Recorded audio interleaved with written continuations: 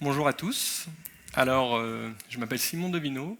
Ça fait un peu plus de 10 ans que je fais de l'obserie, 4 ans que je suis chez Octo. Et je pense que vous êtes un public assez pragmatique. Je suis tout seul sur scène aujourd'hui. Alors, il va bien y avoir 2 Simons. Le deuxième Simon, Simon Lefort, n'a pas pu venir. Mais vous inquiétez pas. C'est un peu le comble d'un sujet sur la fiabilité, c'est que le deuxième speaker n'est pas au rendez-vous le jour J. Le risque était identifié, il a été accepté, et les mesures de résilience ont été prises en compte. Tout va bien se passer. Alors, juste avant de commencer, je voulais prendre quelques secondes justement pour remercier Simon Lefort, ou pas, parce que c'est lui qui m'a inscrit, qui nous a inscrits à ce talk. Et c'est quand même avec lui que j'ai travaillé sur le sujet à la création de ce talk. Enfin, je vais utiliser le « on », le « nous » pendant cette présentation, pendant ce talk, parce que justement, ce sont nos messages à Simon et à moi que je vais vous partager pendant ces 30 prochaines minutes. C'est parti ?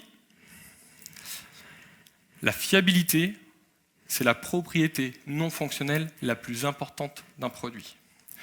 La fiabilité, c'est avant tout un sujet produit. Ce n'est pas uniquement un sujet technique. Voilà les convictions qu'on s'est faites avec Simon il y a un peu plus d'1 an et demi. Qu'est-ce qui s'est passé il y a 1 an et demi ? J'ai eu une conversation assez douloureuse, un débat sans fin avec mon product owner de l'époque. Le sujet, c'était la sécurisation de notre base de données. Alors, cette base de données, elle était exposée publiquement et on avait un user mot de passe pour s'authentifier. Ce user mot de passe connu de tous, même des anciens membres de l'équipe. Alors, cette base de données, on l'avait créée pour notre POC. Elle avait parcouru le MVP et elle s'était retrouvée en production depuis quelques mois. Et pour moi, c'était inconcevable qu'on conserve cette base de données en l'état en production. C'était un risque. Pour mon product owner de l'époque, il ne voyait pas forcément la valeur ajoutée à l'utilisateur de travailler sur ce sujet-là. Et pour lui, c'était beaucoup moins prioritaire que les sujets fonctionnels qu'on avait en cours dans notre backlog. Donc, je suis sorti très frustré de cette conversation et j'ai fait ce que je sais faire de mieux. Je suis assez un expert là-dessus, j'ai râlé. J'ai râlé auprès de mon manager de l'époque, du coup Simon Lefort, et lui aussi m'a confirmé qu'il avait ces conversations douloureuses avec des product owners ou avec des DSI. Donc on a creusé un peu le sujet, on a ouvert la conversation autour de nous, et on s'est rendu compte que c'est souvent, pas uniquement, mais souvent les ops qui sont confrontés à ces conversations douloureuses. Donc on a essayé de comprendre un peu pourquoi, et aujourd'hui, on travaille de plus en plus avec des équipes pluridisciplinaires, un product owner très orienté fonctionnel, des développeurs qui sont plutôt dans l'implémentation de ces besoins fonctionnels, et les ops, qui ont 2 objectifs un peu antagonistes. Le premier, c'est mettre à disposition des assets techniques pour appuyer la livraison de nouvelles fonctionnalités pour les développeurs et pour le métier, donc orienté fonctionnel. Le deuxième, c'est un regard vers la production, essayer de fiabiliser un maximum la production pour pouvoir être utilisable par nos utilisateurs finaux. Il y a même parfois un troisième objectif, c'est d'être le premier rempart, c'est d'être la première personne à monter sur les incidents et essayer de les résoudre le plus rapidement possible. Et ce dont on s'est rendu compte, c'est que c'est pas facile, c'est compliqué pour ces ops de jongler entre ces sujets fonctionnels et ces sujets de fiabilité. C'est compliqué pour eux d'être leur propre arbitre de leur priorisation. Et c'est ce dont on va parler aujourd'hui. Pourquoi il est si difficile de prioriser les sujets de fiabilité par rapport aux évolutions fonctionnelles et comment on peut faire pour nous aider à prioriser ces sujets. Donc, avant de plonger dans le talk, on va essayer de se mettre d'accord sur quelques définitions pour être sûr de savoir de quoi on parle. On va utiliser le terme évolution pendant ce talk. Évolution, ça veut dire l'implémentation et la livraison de nouvelles fonctionnalités aux utilisateurs. c'est plutôt ce que le produit fait, ce sont des propriétés fonctionnelles. La fiabilité, on peut la définir sous deux aspects. D'abord, un système est fiable s'il est capable de fonctionner sans défaillance, s'il rencontre un minimum d'erreurs. La deuxième définition, c'est une histoire de confiance. On dit d'un système qu'il est fiable, d'un produit qu'il est fiable, si on peut lui faire confiance. Alors, je ne sais pas si je dois changer mes slides et mettre propriétés non fonctionnelles ou caractéristiques d'architecture. Merci Borémy et Greg. J'y songerai, je suis intéressé pour qu'on en parle. Mais la fiabilité, c'est une propriété non fonctionnelle, c'est plutôt ce que le système est.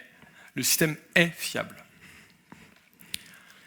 Cette notion de fiabilité, de confiance, en fait, on se rend compte qu'on n'a pas tous la même définition.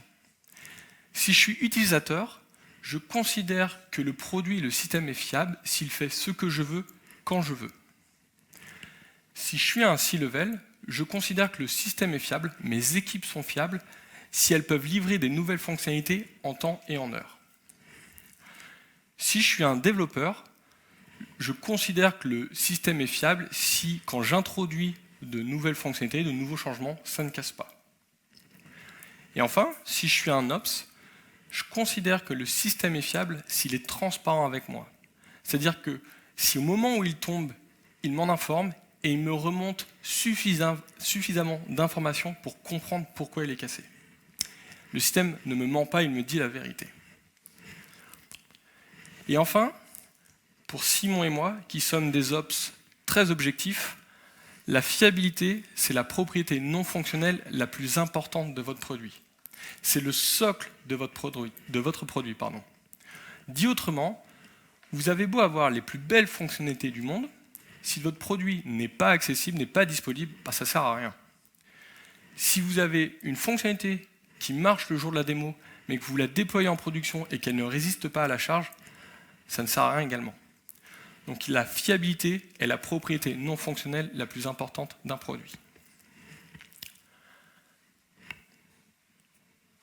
Alors, pourquoi est-ce si difficile de prioriser les sujets de fiabilité ? On a creusé un peu le sujet avec Simon Lefort, et on aimerait vous partager 5 constats. Ces constats ne sont pas exhaustifs, ils vont plus ou moins vous parler selon votre contexte organisationnel, et ils ne sont pas non plus par ordre d'importance. Premier constat, la fiabilité est implicite. Ça veut dire quoi ? C'est-à-dire que quand le métier vient vous voir, il ne vous dit pas « je veux un produit et qu'il fonctionne », il vous dit juste « je veux un produit ». En fait, pour lui, ça coule de source, le produit doit fonctionner, c'est implicite. Si je l'illustre avec l'histoire des 3 petits cochons, on a nos 3 petits cochons, tous les 3 construisent leur maison, avec les mêmes propriétés fonctionnelles. Une porte pour rentrer, des fenêtres pour laisser passer la lumière, et un toit pour s'abriter. Cependant, seule la maison de briques va résister à la charge, c'est-à-dire au souffle de loup. Donc ce qu'on peut dire, c'est que ce 3e petit cochon à la maison de briques, il a passé beaucoup plus de temps, il a passé beaucoup plus d'énergie, il a mis plus de moyens, des briques, pour résister à cette charge, pour résister au souffle du loup. Et donc, si on prend un peu de hauteur, ce qu'on peut se dire, c'est que faire quelque chose qui fonctionne dans n'importe quelle condition en production, ça coûte beaucoup plus cher de faire quelque chose qui fonctionne uniquement le jour de la démo. Ce qu'on peut également se dire, c'est que si on n'explicite pas la fiabilité, on laisse à l'appréciation du doueur de définir ce que ça veut dire dans un contexte donné. Et donc, si on revient à notre histoire des 3 petits cochons, seul le petit cochon à la maison de briques a bien interprété, a bien explicité ce que ça veut dire fiabilité dans le cas d'un loup qui souffle très fort. Donc c'est important d'expliciter la fiabilité.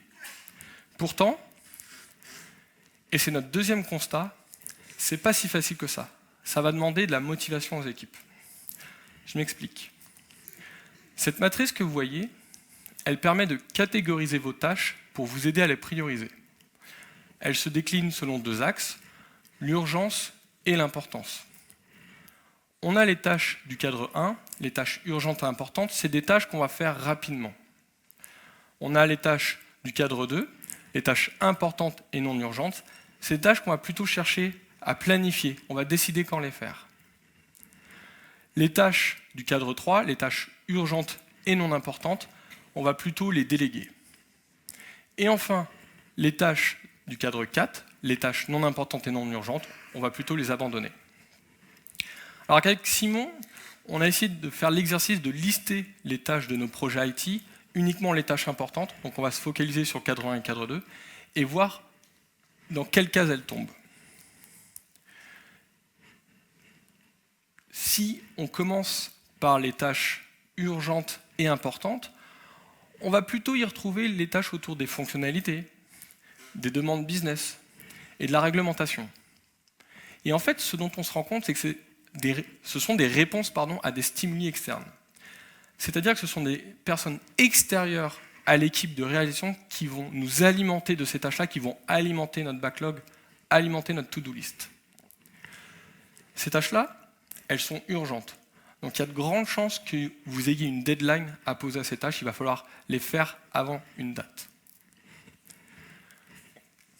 Si on fait l'exercice pour les tâches importantes et non urgentes, on va plutôt y retrouver les tâches autour de la fiabilité, de l'amélioration continue et de la réduction de la dette technique. Et en fait, lister ces tâches-là, ça va nous demander de l'énergie. Pourquoi ?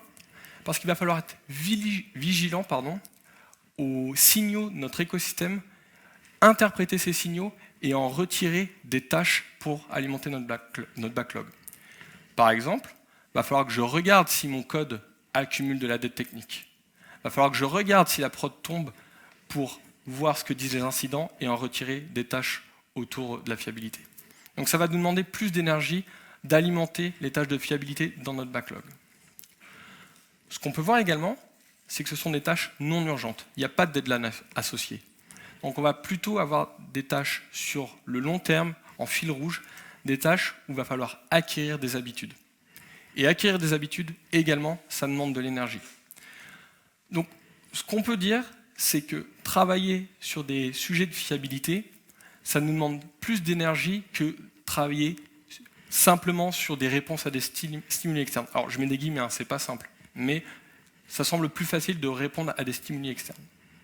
Troisième constat, on est plutôt sur une histoire de relation. Quand vous priorisez des sujets, en fait ce que vous faites, c'est que vous échangez, vous négociez avec d'autres parties prenantes. Pour échanger, il vous faut un canal de communication. Ce dont on s'est rendu compte, c'est qu'on a l'agilité qui a mis en place un canal de communication entre le métier et le produit pour discuter des sujets autour des besoins utilisateurs, de la priorisation de ces besoins utilisateurs et également de la stratégie produit long terme. On a le DevOps qui a permis de resserrer les liens entre les développeurs et les Ops et de permettre aux développeurs d'avoir une réponse un peu plus rapide sur la mise à disposition d'assets d'infrastructure pour appuyer le fonctionnel et réduire le time to market. En revanche, avec Simon, on n'a pas forcément vu, à travers nos expériences, de canal de communication bien établi entre les Ops et le métier. La plupart du temps, le métier ne sait même pas ce que c'est le métier d'Ops, et les Ops sont toujours en train de se demander pourquoi le métier est sans cesse à la course à la fonctionnalité. Donc, ils ne se comprennent pas, et comme les Ops sont souvent les porteurs des sujets de fiabilité, s'ils n'ont pas ce canal de communication avec le métier pour les mettre en avant, potentiellement ils ne seront jamais priorisés. Si on rajoute la notion de budget à ces histoires de relations, c'est souvent le métier qui ventile le budget, qui décide à quel projet je vais attribuer tel ou tel budget. Et donc, comme les Ops sont loin du métier, ils sont loin de l'argent, et comme on ne travaille pas gratuitement, sans argent, il y a peu de chances qu'on travaille sur les sujets de fiabilité. On peut même rajouter que si jamais les Ops veulent négocier du budget supplémentaire, ils vont devoir passer par un intermédiaire, le produit, pour aller négocier auprès du métier.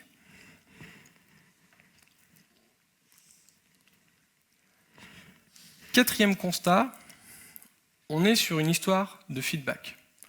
Ce qu'on a vu au sein de nos expériences, c'est qu'on essaie de travailler de plus en plus en mode test and learn. Sur des sujets de fonctionnalité, le métier, le produit vont émettre des hypothèses, essayer de savoir ce qui pourrait faire plaisir à l'utilisateur, satisfaire notre utilisateur, répondre à un besoin. Donc on va émettre une hypothèse, et on va demander aux développeurs de l'implémenter. On va prendre des postulats d'implémentation, des partis pris, parfois même des raccourcis d'implémentation. Et on va le livrer en production. Une fois en production, on va pouvoir laisser la main à l'utilisateur de jouer avec cette fonctionnalité et de générer de l'usage. Et ce qu'on va faire, nous, c'est le mesurer, soit à travers d'outils automatisés, soit à travers d'interviews. On va avoir un feedback court grâce au retour utilisateur pour savoir si notre hypothèse initiale, elle est correcte, notre implémentation, elle est correcte, nos postulats sont corrects. Et pour peu qu'on soit dans un processus de livraison régulière, on va pouvoir itérer très rapidement, avoir cette boucle de feedback très courte qui vont nous permettre de valider ces hypothèses-là. Sur les sujets de fiabilité, c'est un peu différent.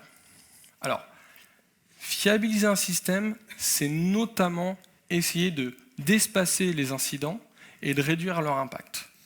Donc pour ça, on va également émettre des hypothèses. J'en prends une, mettre en place des logs et des outils d'observabilité, comme un APM, Application Performance Monitoring. Donc ce qu'on va faire, c'est l'implémenter. Donc on va mettre des logs à des endroits qu'on considère stratégiques au sein de notre application, avec un niveau adéquat. Et on va configurer notre outil d'observabilité pour remonter un niveau d'information qui nous semble suffisant pour bien comprendre notre plateforme. Maintenant, ce qu'on va faire, c'est valider qu'il y a assez de logs, que c'est le bon niveau et que notre outil est bien configuré. Donc, qu'est-ce qu'on va faire? On va attendre un incident. Donc, on va attendre. Et bim, incident. Et là, on se rend compte qu'on a oublié des logs, que le niveau n'est pas bon et qu'il n'apparaît pas en prod, et que l'outil est mal configuré. Et en fait, ce qui est intéressant quand on travaille sur des sujets de fiabilité, c'est qu'on est dans une gestion paradoxale du temps. Notre objectif, c'est d'espacer les incidents, mais on a besoin de ces incidents pour valider nos hypothèses et nos implémentations. Et donc ça, il faut l'avouer, pour notre cerveau, c'est pas forcément facile. On aime ce feedback assez court qui nous dit « Ok, j'ai travaillé là-dessus et je sais que ça fonctionne ». On aime ça. Sur les sujets de fiabilité, potentiellement, on ne l'a pas.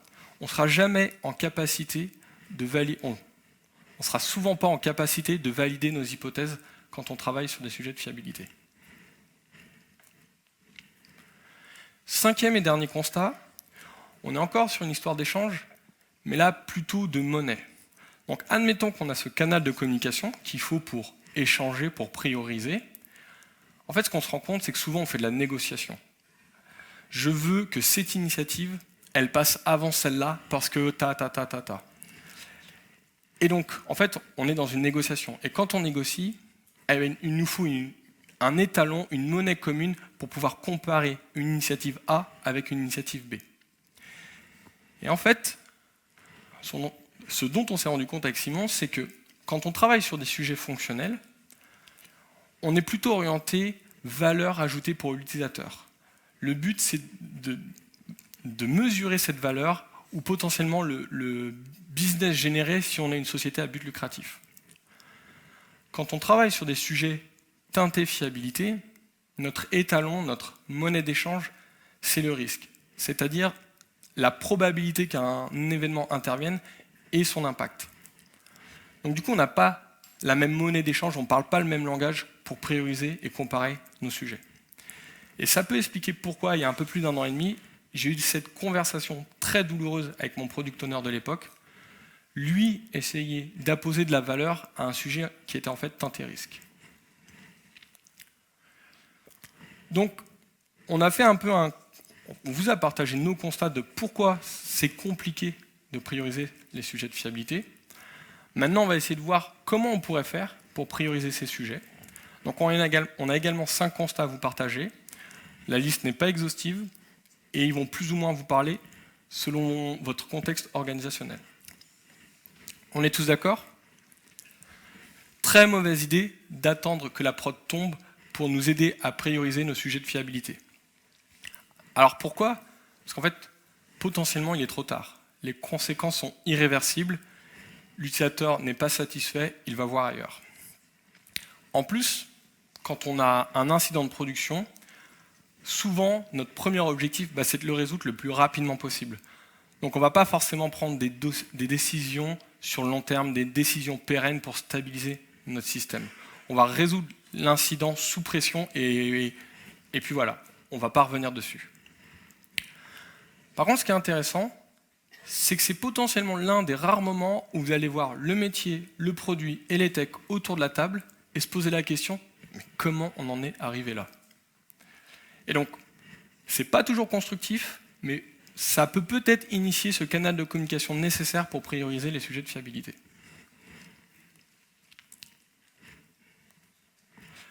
Deuxième initiative, pas forcément une très bonne initiative, c'est de dédier des phases projet à la fiabilisation. Ce qu'on a souvent vu, c'est qu'on va accumuler pendant des semaines, des mois, des années, des évolutions fonctionnelles. On va les accumuler et on va se dire « Ok, mon périmètre est suffisamment large pour le livrer à l'utilisateur. » Sauf que là, il y a quelque chose qui nous dit que si on le livre comme ça en prod, ça va tomber, ça ne tiendra pas la charge. Donc ce qu'on va faire, c'est avant de le mettre en prod, on va dédier du temps de fiabilisation, de stabilisation sur notre produit. Alors, c'est intéressant pourquoi? Parce que pendant cette phase, on est tous focus sur le même objectif, fiabiliser notre produit. On n'a plus besoin de négocier avec d'autres personnes pour faire passer la fiabilisation avant un sujet fonctionnel. Donc on a tous le même objectif. Par contre, pendant des semaines, des mois, des années, on a travaillé sur des sujets orientés valeur. Et ça, c'est différent que de travailler sur des sujets fiabilité, teinté, risque. Ce n'est pas le même paradigme. Donc du jour au lendemain, on va demander aux équipes de changer de paradigme, et ça prend du temps, ça demande de la conduite du changement, c'est compliqué. Deuxième gros inconvénient, rendre fiable un système a posteriori, c'est comme rendre testable un système a posteriori. C'est compliqué, ça demande beaucoup plus de temps et d'investissement. Rajouter des logs sur votre application a posteriori, potentiellement ça va vous demander de refacto beaucoup de code et ça va être compliqué. Alors que si vous le faites au fur et à mesure, ça risque d'être plus simple. Donc ça nous amène à la troisième initiative qui peut commencer à être intéressante, c'est de dédier de la bande passante en continu à la fiabilité. Donc pendant votre itération, vous allez vous dire, ok, 20% de mon temps, je vais le passer à fiabiliser mon produit, mon infrastructure. Donc c'est intéressant, pourquoi? Parce que déjà on apprend au fur et à mesure ce que ça veut dire travailler sur ces sujets de fiabilité. On n'est pas comme dans l'initiative juste avant où on change de paradigme du jour au lendemain. Là on va apprendre au fur et à mesure. C'est intéressant aussi parce qu'on n'a pas besoin de négocier avec notre product owner ce temps, il est acquis, il est communiqué à l'équipe, ok on a le droit à 20% de temps de fiabilisation. Les points de vigilance, encore une fois, si c'est que les ops qui travaillent sur les sujets de fiabilisation, potentiellement votre infrastructure, elle sera plus fiable, plus résiliente. Par contre, votre application, elle ne sera pas forcément au niveau parce que les développeurs n'auront pas consommé cette bande passante pour la fiabilisation.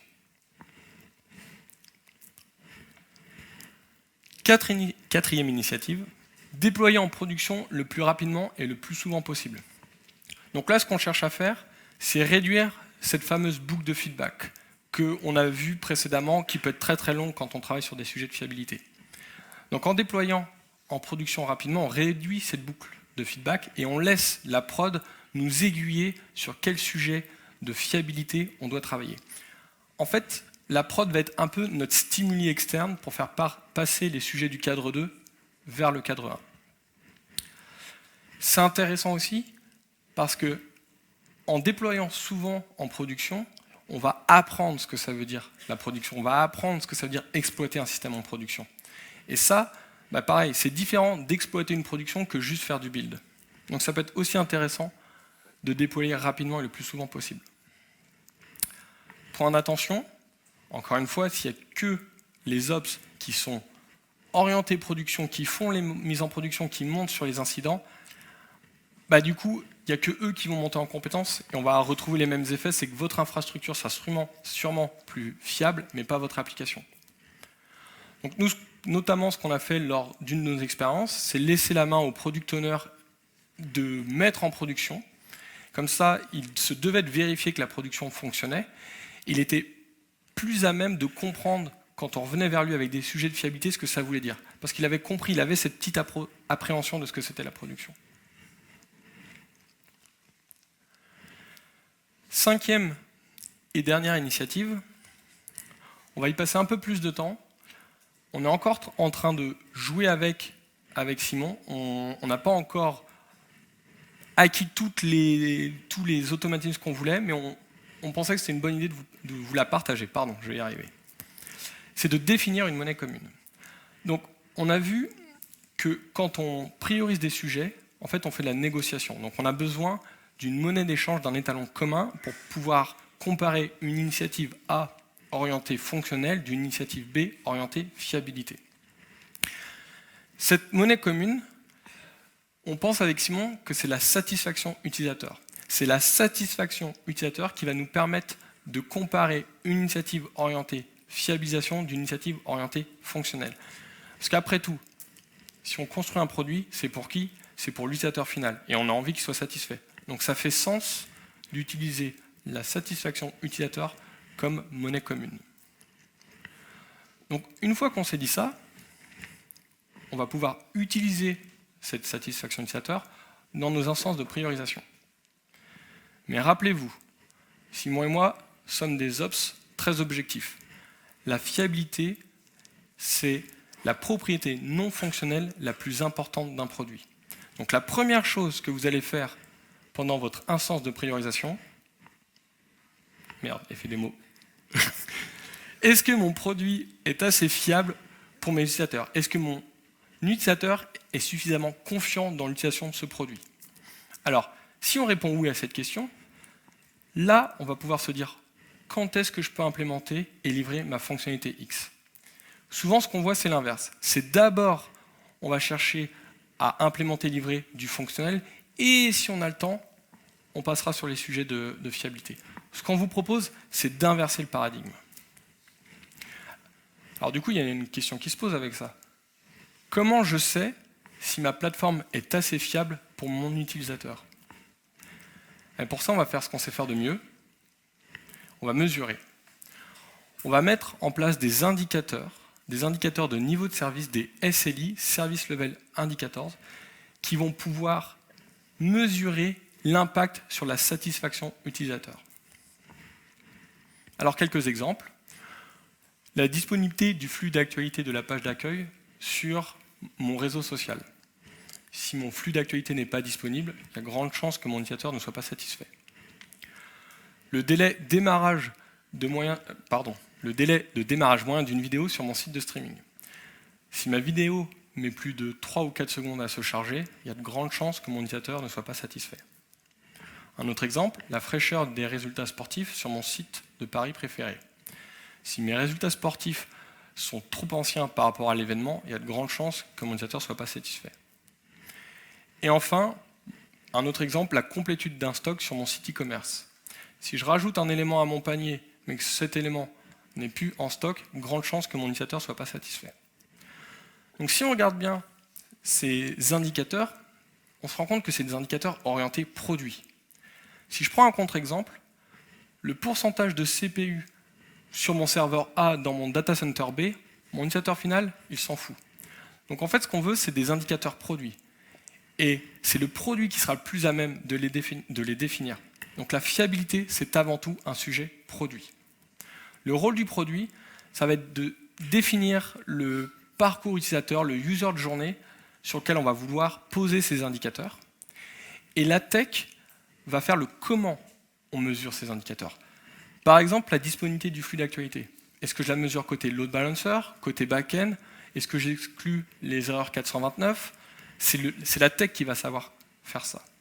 Donc on se rend compte qu'à travers ces indicateurs, on va pouvoir mettre autour de la table le produit et les techs pour essayer de mesurer cette satisfaction. Se pose une question du coup.